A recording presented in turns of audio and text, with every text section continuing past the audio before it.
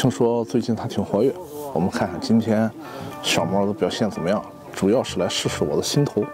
适马新的60到600 10倍变焦的低级低音的这支镜头。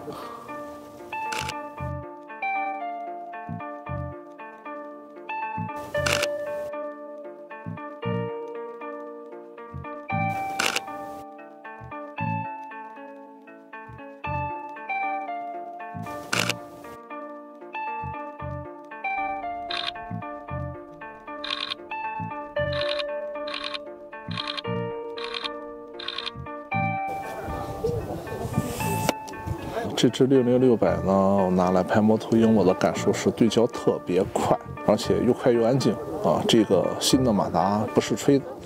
那么镜头的重量我觉得也算比较均衡，因为毕竟焦段扩展到了60这个段，60到600 10倍的变焦，还要保持这样一个好的画质，是很令人惊喜的。那么在拍摄的时候，60到600确实会给我更多的选择，因为有的时候当然需要拍的离画面非常近，